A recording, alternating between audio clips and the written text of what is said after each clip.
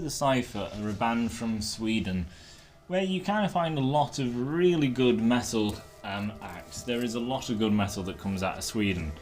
And this band was formed in 2014, I think it was 2014 or something, and this is their first album, their debut album, self-titled Follow the Cipher, which came out in 2018. So, the band was formed by a lead guitarist who actually was going out to actually do a solo project. He wanted to do a solo project and he was looking for a singer for his solo project, and he went through a lot of people apparently, and according to him, when he got closer to the last person to try out, the voice was so amazing that he decided I'm going to make a band out of this because how good this vocalist is. And then it formed Follow the Cipher, and it is now a band. Now, there's not really any other review on this album on YouTube apart from one person, which is AMP. Some of his points I kind of agree with, a lot of his points I think is absolutely wrong with what he says, and I don't agree, so yeah, I want to put a review out there which actually is a bit more accurate and a lot more critical, because being an album critic, you need to be critical of absolutely everything. I don't think he is. I think he praises everyone and then he talks to the band members and he's incredibly friendly to them and decides to give them a good review because he shuns with them. I'll be critical no matter what. So, the band has made a concept album. This is a concept about coming to the end of the world, the apocalypse kind of thing, and the aftermath. Any band has done this, like every band has done this. There's been films on this. It's an overdone concept. It's not really a unique story that's very imaginative or anything. It's just a dead, overdone concept that loads of people have covered. As far as the vocalist, it is a female vocalist, and she is very good. The guitarist, he does solos, and then as I said, there's a concept.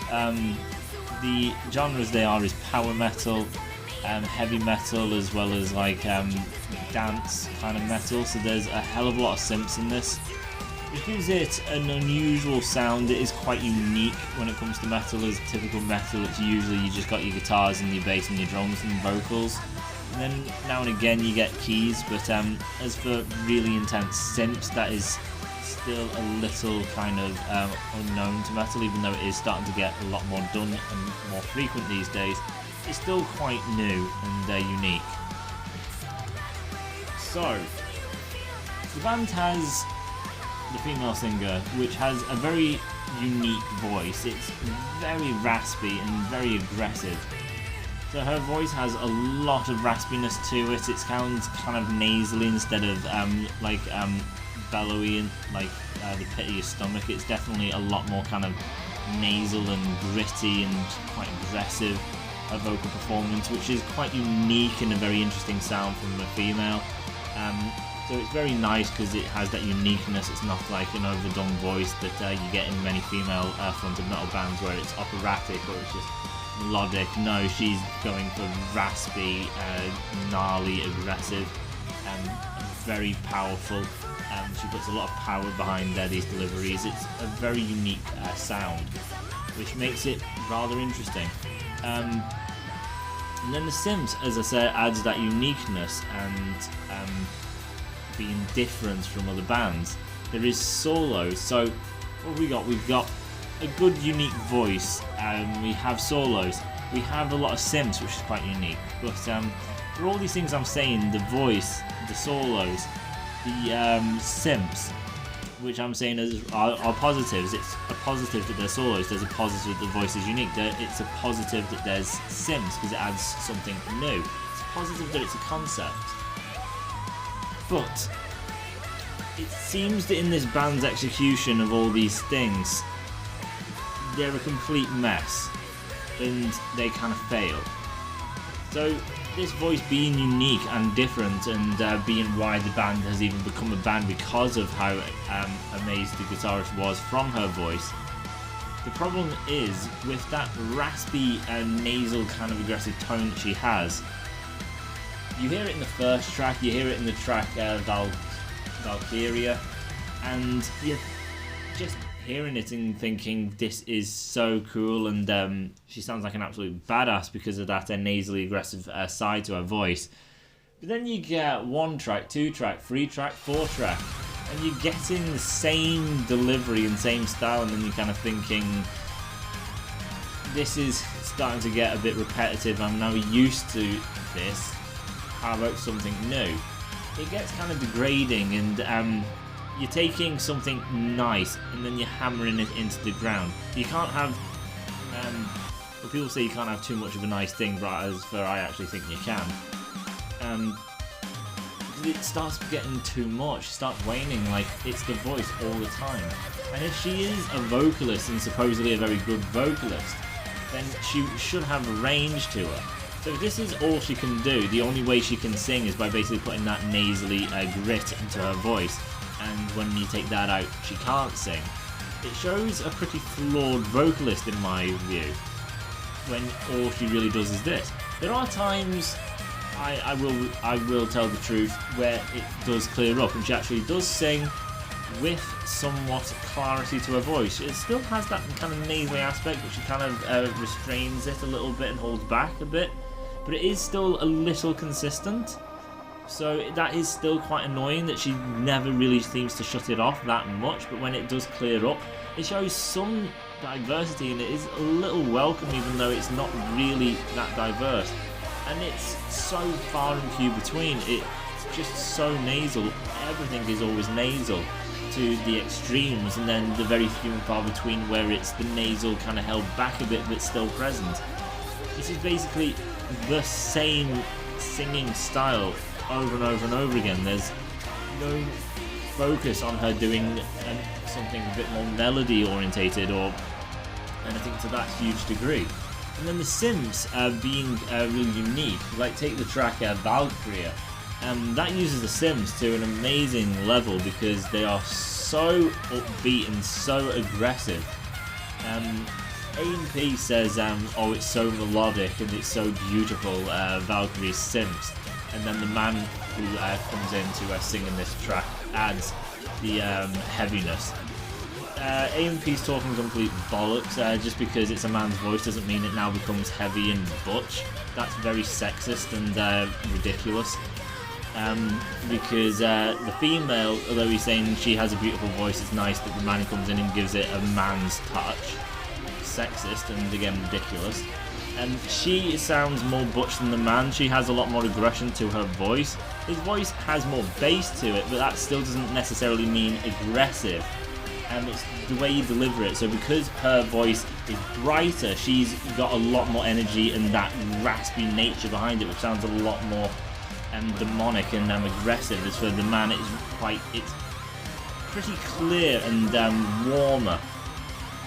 And because it's more bass, and he's a man, doesn't make it heavy. As I say, it's warm and it's bassier, so it's a fatter sound. As for hers, is very sharp and aggressive.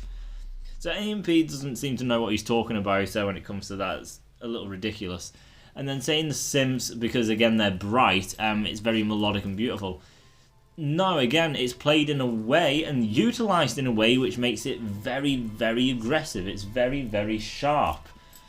So it makes it very interesting because it's so intense and it's so upbeat, the synths in Valkyria. And it works really, really well. And then the female, when she sings in Valkyria with all this heaviness going on, she is so aggressive and she's putting so much energy into it. Like she's really belting these things out with that nasal voice to the point where you think she's going to blow a lung. It's so powerful. And again, there's certain aspects through the album where she really hits these high notes, and you think, wow.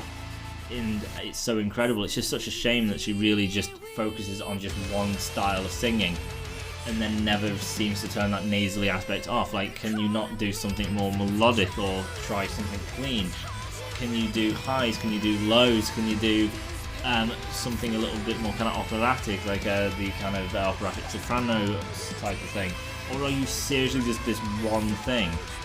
where you can reach great notes and everything and use a lot of power, but you are always nasal, and then it starts getting very repetitive, and then you get kind of like used to it because it's always the same thing. You don't hear her voice in a new aspect. It's like, well, the first few tracks you're going to be, wow, that nasally voice is great, but when you get to the last track, you're not going to be thinking, wow, that nasally voice, that's really something, because you've heard it tracks ago. How the hell are you going to have the same opinion right at the end? You are now used to it, you've heard it, it's not new.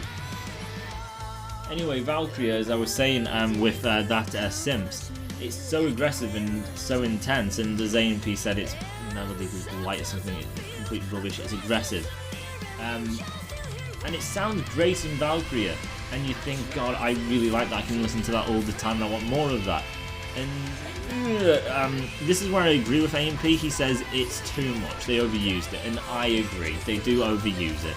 It's so much synth, and then it gives it this sound, and because it always gives this sound and this vibe to it, it means that a lot of these songs have the same vibe, which gets it being repetitive. And then you have that voice, which remember is always nasally, therefore the voice is repetitive, mixed with the synths, which then get repetitive.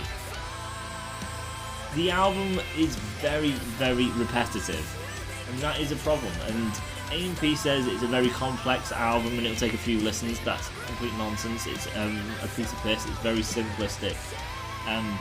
Album, the kind of formula is very basic, it's not very progressive at all. The solo work, we'll get into that, but that's not much of anything either. The synths and the kind of things they go for is always exactly the same. It's very heavy synth, where it sounds very much like Amaranthi, or it sounds kind of Nightwish style.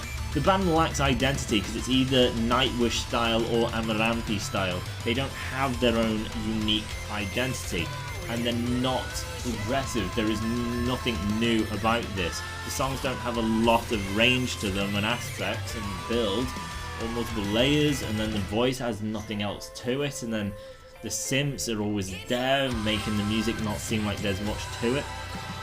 Like the odd far between again parts where the synths disappear and you get just the guitar. Is that I so like this because it is just the guitar and the bass and everything, which gives it a whole new sound space, and it's amazing, but it's so far and few between, if ever. It's so annoying that the synths are so overplayed and so overused, and AMP is right by that. Now, another thing AMP says is obviously the male adds a more kind of darker, heavier tone, which is rubbish because he doesn't. The females a lot more heavier and aggressive. The guy's lighter. There are screams, like in Valkyria there's screams, which he says makes it heavier. It doesn't make it heavier at all, it's just basically a guy screaming his head off. That's not aggression or heavy. The female still sounds like she has a lot more balls and aggressiveness than the guy screaming his head off, because it just sounds like the guy's being kicked in the nuts. Very cheesy and terrible. But the male vocalist in Valkyria, or Enter the Cipher, it does add a new flavour. So when AMP says it does add a new layer, it does, because he is going to sound completely different to, I think her name's Irene anyway, the female. It adds a new dimension because she's obviously going to sound feminine and he's going to sound masculine, and that is just the way it is, because she is female, he is man. It's not being sexist, it's just that's it. So his voice is going to have a kind of sound to it, and her voice is going to have another kind of sound to it. So it adds two new kind of ideas and prospects. They don't really play to each one, they don't really play to her style and his style. He kind of just keeps continuing as the song is going, the music doesn't change to suit his vocal style and shift to somewhere new. He just kind of continues it along, which is again quite disappointing, but it does add a new dimension to it. But at times he kind of sounds like the male singer of yet again Nightwish. He has a similar voice to that guy, which brings it back to a lot of it sounds like Nightwish or Amaranthi, and then not really got their own identity at all, which is really kind of bad. And when he kind of does a duet along with Irene, where they're both singing together at the same time, it really doesn't work. Like, her voice does not work with his, like AMP says they work really well together and when they're harmonized together. I don't. I think her voice is just so different. When you harmonize, you need to both be in the same vocal range and the same kind of notes and everything, where your voice kind of both really combine at the same kind of peak and everything. And it doesn't happen here. Her voice is doing her raspy, different kind of thing, and then his voice is doing his different kind of thing. And yeah, because of that, it basically means that they're not colliding together to really become one. Their voices are two different entities, both going at the same time, and it doesn't work. So again, that's quite disappointing. So as I've been saying, the vocalist, very powerful. She has incredible power. She can hit really good notes, and the voice is unique. So when you first hear it, it's very special and very nice. But then she never changes. Her voice is one of a kind, and that's it. She never differentiates. Which, as a vocalist, as I said, you think, well, how good of a vocalist is she when she doesn't have that much range to her? The music is very repetitive. There's not a lot of build-up or layers to it. The synths are overused. So although in certain songs it sounds great, it does kind of get repetitive. There is screams in like 2 tracks. It's not a lot, but it's pretty pointless, to be honest, and it's really out of place. The male vocalist does add a new dimension, but when they do a duet, it doesn't really work. Song-wise, like Valkyrie, as I said, it's a very intense song, and then in some of the songs, it goes more melodic, where her voice is not backed by guitars, but just kind of bass and everything, which does give it a bit of flavour where it's kind of unique, but as I said, it sounds like I'm ranking Nightwish, so you bring in comparisons, so you're still not getting something really new and fresh by them.